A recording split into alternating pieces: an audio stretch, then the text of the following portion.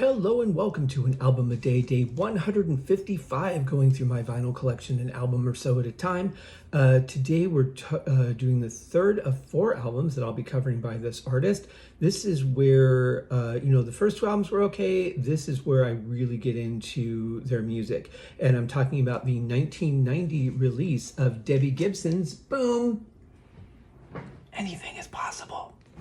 And I know it looks like I'm like frosting my hair or something. That is seriously just the lighting. I assure you I'm not. I have better things to do with my time.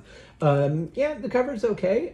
Pretty much captures where she was at that point in time. I think that actually might be from the Anything's Possible video. I can't really remember if that's what she was wearing or not. But I do have an actual 1990 copy from Europe, which makes no difference as far as the track listing or anything goes. Still on Atlantic Records. All 4 albums that I have with her. Let me double check that. Yes, all 4 albums that I have with her are on Atlantic. So we've got one more to go. You can probably guess what that is if you're familiar with her catalog. That very simple cover, didn't really understand. It looks like she's sitting on a motorcycle for some reason. Don't know why. It's a nice pick. Kind of a little bit of just rolled out of bed hair. And I don't know, there's just something... excuse me, there's something a little weird about it. But in any case, same color scheme as the front logo. We've got the black and the yellow. I like that they did her initials in red. I think that pops. It's an okay album cover.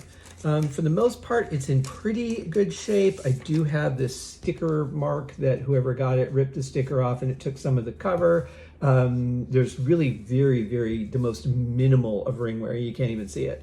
Just a couple little, scratches across the cover, this little crinkle here in the corner, a little bit of crinkle here, but overall pretty good shape considering that it's a 1990 album. There's not that many of them out there because it wasn't, this is when we were starting to get towards the CD era, so not a lot were pressed per like her normal run, which is kind of surprising because, her first 2 albums sold so well that it seems like they would have just kept going until there was a miss, and then they would have been like, whoa, hold the phone. But they didn't. Anyway, we do get this really nice lyric sheet. There are a lot of lyrics on this album, so plenty to cover. Also, just like the front side's lyrics, the back side is information about the songs, which is always nice to have because she works with a lot of different people. She works with different producers, different musicians, so it's nice to know for those people who are interested in those details who did what. And I admit, I'm not big on that kind of stuff, but every once in a while I do get curious, like, who was it that did that really cool sax solo? I have no idea. Let's find out. So it's good to have that information available. But the music, okay? So we've got two sides. The first one is Energy Up, which is noted by NRG and an up arrow. So that's... you're cutting down a third, I guess, of the font that you have to print. But we open with Another Brick Falls, which is really cool. It's a good opening for this album, I think. And the subject matter is pretty interesting. It's like, every time I think I've finished something, something else happens. Or every time I think I've moved on to another stage or moved past something, something else comes crumbling down. And I find out that either there's another thing on the other side of that, or I'm not quite done with this challenge. And musically, it's pretty good. It's got a really good solo in it too.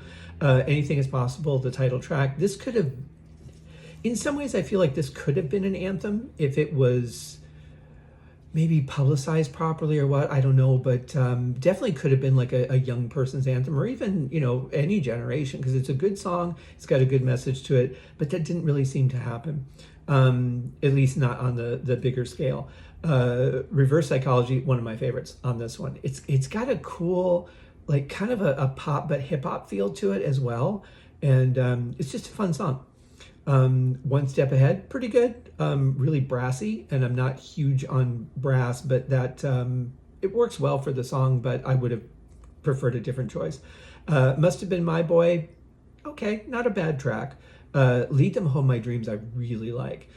She's developed this really amazing way on these last couple albums, especially of doing these bridges that are really impactful, and they make me just want to rewind and listen to that bridge again before going back through the rest of the song. And I really appreciate that about her writing. But it's a good song. Got a really cool beat to it also. A little bit long, but it's worth the ride. So the second side is Mood Swings, which is actually spelled out. Maybe that's why they couldn't afford to spell energy. We open with One Hand, One Heart, which is a beautiful ballad. I remember I was home from school, or maybe we had like a teacher conference day or something like that. And for some reason, I had the TV on, Regis and Kathy Lee was on, and Debbie was on as their guest, and she performed that live, which was really nice. Just her and a piano, but there's some strings and some really nice sounds, and this is a really beautiful ballad. Second, we get Sure, which is another one of my favorites on this album. Great chorus. When it comes back in for the final part, she kind of changes it just slightly, which adds a really interesting element to it. Really good song. Like that one. Next, we get Negative Energy. This is a good one too. It's basically saying no more negative energy, which kind of should have been on the front side, I guess, the energy upside, but wasn't. But anyway, very nice. I think she was doing like more like upbeat, intense songs versus like more ballady, introspective songs. Then we get to Mood Swings, another one of my favorites. I love the mood of this song. I talk about atmosphere and how I can be a sucker for a good atmosphere for a song, and this is definitely one of those that I love the world that it's created in. Where Have You Been? Well, this is a powerful one. Again, another killer bridge in the song that I absolutely love, and a great song. Definitely shows the mistrust in relationships, and can't say enough about how good the bridge is on this one. And then This So-Called Miracle, another one that kind of makes you think about, you have this dream, but is realizing the dream really showing you what the dream was, or is that reality of the dream what you had hoped or expected it would be? Great song, and great vocals on all the songs, really. There's just a couple that I'm not a huge fan of, like One Step Ahead and Must Have Been My Boy. They're very good pop songs, just not my thing. But overall, I really love this album. It's got a lot of great music on it. Debbie's in full swing voice-wise. I did a review of all these albums on the Haskincast podcast, an episode for each of them, and really enjoyed kind of deep diving into the songs a little bit more.